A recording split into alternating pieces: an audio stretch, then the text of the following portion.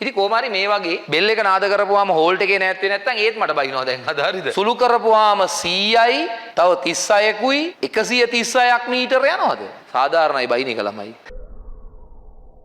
Bus රථයේ නවත්තන්නේ කොපමණ දුරක් ගිහිල්ලාද කියලා ඉතින් මෙච්චරයි ඔය තියෙන්නේ. ඔය කෑලි තුනේ වර්ගඵලය හොයන්න ඕනේ. මෙහෙම ප්‍රේකාල පසාරයක් ඇඳ ඇත උසන්න බලන්න.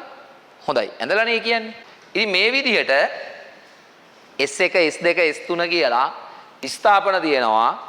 ඉතින් කොහොම හරි මේ වගේ බෙල් එක නාද කරපුවාම හෝල්ට් එකේ නැත්තේ නැත්තම් ඒත් මට බයිනවා දැන් අද හරිද? දැන් අද කවුරු හරි බස් එකේ හෝල්ට් එකේ නැත්තේ නැත්තම් ඒත් බයිනවා. මේ ලේලන්ඩ් එකේ ගියේ ඉඳනේ මේක උනේ වයි සමනය කරපේ ගියා නම් හෝල්ට් එකේ නවත්තන්න තිබ්බනේ කියලා.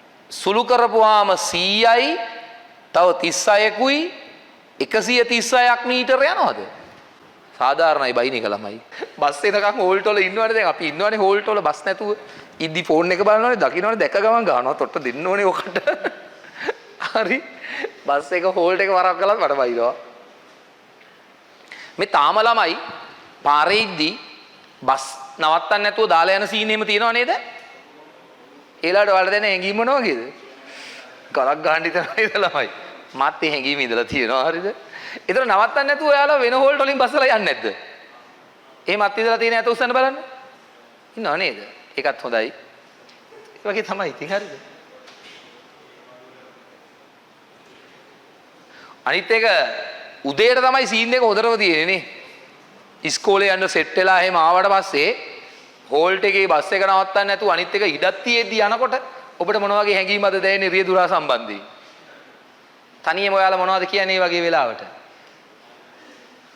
චූටි වැස්සකුත් යනකොට උදේට මේ වගේ වෙලාවක බස් එක දාලා යනකොට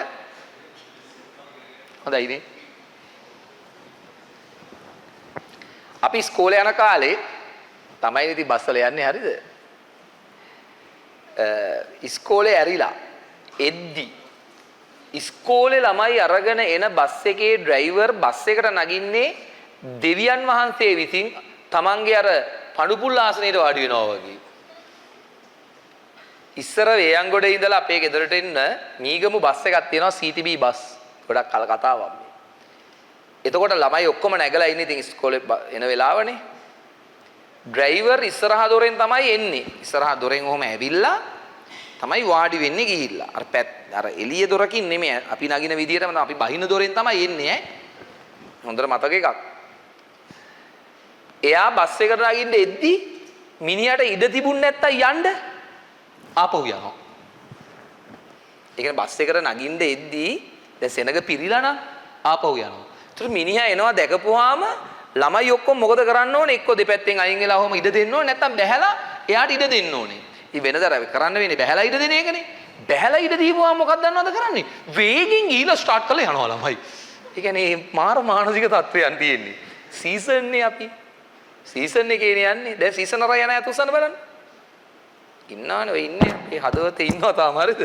එතකොට ප්‍රයිවට් යන්නේ නැහනේ. අනිත් එක ඉස්කෝලේ ඇරිලා ප්‍රයිවට් වල යන්න හම්බ වෙන්නේ. අතපහකට අතේ නෑ. ඒ වෙද්දි උදේ නා ප්‍රයිවට් එකක ගියා. තවසට මොනවා සල්ලිද? කොහෙද තියෙන්නේ ඒව යන්න? ඔක්කොම ටික විනාශ වෙනවනේ. ඔයාලත් එහෙම ඇතිනේ මං හිතන්නේ නේද? කොහොමත් ඉස්කෝලේ යන කාලේ අවශ්‍ය කරන මුදල් ප්‍රමාණය ලැබෙන්නේ නැහනේ.